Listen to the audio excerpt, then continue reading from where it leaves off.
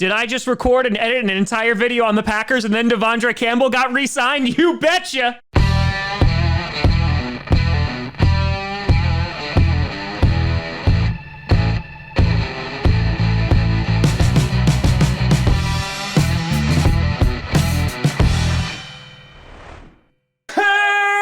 Posse Packer Nation. Welcome to an episode of Packcast, the podcast where you don't have to be Packers fan, but it sure does help. I'm your host, Tom. Some friends leave while others stay. Grossi, and today we are going to break down the craziness that has happened today with the Green Bay Packers, the cutting of Za'Darius Smith and Billy Turner, the re-signing of Devondre Campbell, the extension of Preston Smith, and of course the drama going on with Davante Adams. We'll talk about it all. Before we get to that, I want to do a big shout and thank you to some brand new Patreon and YouTube members. First, on the Patreon side of things, we have B. Gilly84 and Van West. A big shout out and thank you to you both. And over on the YouTube member side of things, we have Taylor Grunke. A big shout out and thank you to you all. So yes, I had just finished the entire video. I was about to upload it and the news broke. Bill Huber from Sports Illustrated reporting that De'Vondre Campbell signed a mega deal with the Green Bay Packers, a 5-year, $50 million deal. A huge pickup for the Green Bay Packers. In year one, he's going to be paid $16.25 million, $21.5 million year two, and $32.25 in year three. De'Vondre Campbell, who came from the Cardinals, being told his career is over, completely rejuvenated with the Green Bay Packers, having an all-pro season and just lighting it up on the field. The Packers, who really have not given any credence to the inside linebacker position, really struck gold with Campbell. My biggest concern besides Davante Adams this offseason was De'Vondre Campbell because he's just such a difference maker. It's so nice to not have to worry about the middle of the field. And here we go, bringing back that defense. And honestly, this is fantastic news. Yes, cutting Za'Darius Smith is bad, and it'll be talked about later in this video, and that is very sad. But if we're able to keep the core of that defense together, that's great because we were able to survive an entire season without Za'Darius Smith, and look how well the defense played, especially in the playoffs. So for the Packers, this is an absolutely huge deal. It's a huge win for the Packers. It's a huge win for Campbell, who's such a feel-good story. Guy really hasn't made a whole lot of money in the NFL and now is getting a whopping $50 million deal.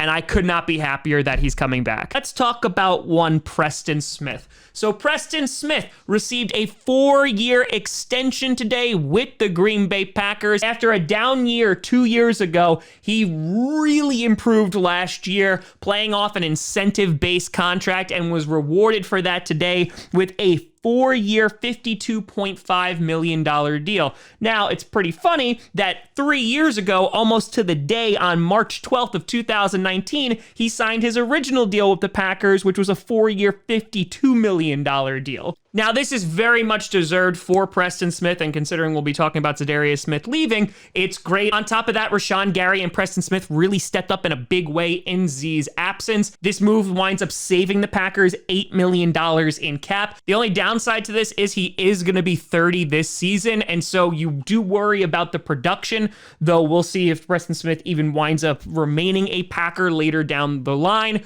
But as he posted on Instagram, lifer, so he is going to most likely be in Green Bay for at least the next couple of years, and that's a great story. On top of that, there was a rumor that I wanted to talk about that we were going to bring back Rasul Douglas. I will be very honest, it didn't really come from a reliable source. Then Rasul Douglas wound up tweeting saying, I don't know where you're getting your info from, and so I don't think that is true. It is possible that he could come back still, and I'll wait to see anything, but this is why we don't just report on speculation here. And so Rasul Douglas, there is nothing confirmed that he is back as of recording this, so we're just going to have to wait and see if we bring that corner back. Then starting to talk about the bad news and talking about the releases. A very expected yet sad move, breaking up the Smith brothers. The Green Bay Packers announced that they were releasing Za'Darius Smith today. He had a cap hit of $27.6 million this upcoming season, and there was no way the Packers were going to make that work. Considering Goody said this at the end of the year press conference saying, you know, we would love to have Z back, but there needs to be a willingness from both sides. There was no way that Za'Darius Smith was going to take a pay cut, and I understand.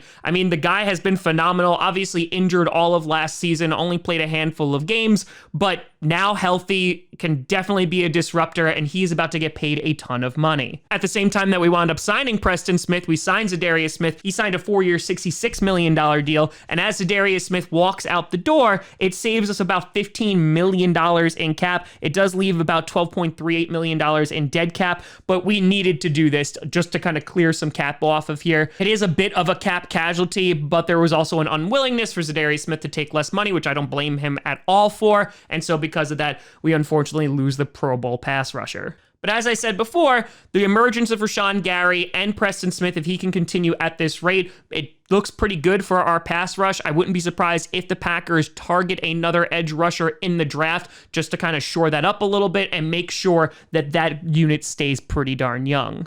Another release that came out today was offensive lineman Billy Turner, another guy who got signed with Za'Darius, Preston, and Adrian Amos. So unfortunately, he is gone as well. And Billy Turner is a good player. In the NFC Championship game against the Buccaneers, he really didn't do so well. And of course, for the 49ers game, he started at left tackle, which was a little bit of a head scratcher that we didn't have Yosh Nijman over there. But neither here nor there, we do lose some depth and a starter on our offensive line. Now, I don't think this is the end of the world, considering David Bakhtiari will be coming back, Elton Jenkins will be coming back. Yosh Nijman, I imagine, might move out to right tackle. We'll see what the Packers do there. But this is another position I wouldn't be surprised if the Packers draft with, their 3rd or 4th round pick, another offensive lineman. And so with these two cuts, it's not really that surprising. Za'Darius Smith, the writing has been on the wall for quite some time. We talked about it all on this show last year. And Billy Turner's not the most shocking thing either. The Green Bay Packers are over the cap. This is the reality of it. And so when you come in saying the cap isn't real, these are the consequences of being over the cap. And unfortunately, the Packers are not going to be done. There's going to be restructuring that is going to happen. And some of this is going to be good because you're going to see an extension for guys like Jair Alexander.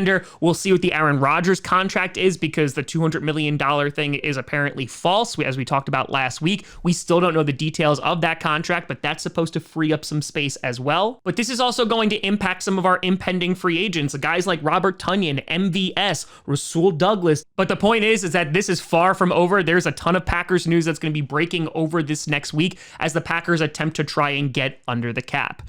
Now, the last order of business, of course, was the headline about Davante Adams announcing that he would not play under the franchise tag. Davante Adams receiving the franchise tag last week. It's roughly $20 million against the Packers cap. And what that means is that the Green Bay Packers have until July 15th to work out a long-term deal with Davante Adams. If they don't, then he will be playing under the franchise tag. And from there, Davante Adams could sit out. And that would be a disaster for the Packers because not only would they have their star wide receiver sitting out, but they also would have $20 million locked up with Davante Adams. Now, as we've talked about, Davante Adams wants to be the highest paid wide receiver in the NFL, which is rightfully deserved. Last August, he said that Aaron Rodgers returning wouldn't have an impact on him. He deserves to get paid. And again, Davante Adams has outplayed his contract significantly. We basically got a huge discount for what Davante Adams' production wound up being. This is probably the last mega contract that he's going to wind up getting. And so I understand from Davante Adams' perspective, it's just a matter of, are the numbers going to work? So that's why I'm not totally panicking right now because yes, he can be very unhappy about playing on the tag. Most players are not happy playing on the tag, but the Packers basically use the tag, which they almost never do, to buy themselves some time. They got 4 months right now. They got to work out a deal. And so as we get closer to that July 15th deadline, that's when we can start sweating a little bit more and start to panic maybe a bit. But as of right now, there's no reason to freak out. And so we'll see what happens. This is obviously just the start of free agency, but there's going to be a lot more moves by the Green Bay Packers, whether it is releasing guys, whether it's restructuring contracts. We'll see what happens with guys like Mason Crosby, Randall Cobb, Adrian Amos, etc. But tune in here and we'll be covering it. But let me know what you think down in the comments below. You can always find me at TomGrossiComedy.com or TomGrossiComedy, all social media you see down below. Check out podcasts on SoundCloud, iTunes, Google Music, Spotify, and of course YouTube. And a big shout and thank you to all the patrons over at patreon.com/TomGrossiComedy and the YouTube members. But thank you so much for watching. I'm Tom Grossi. And as always, go Pack Go.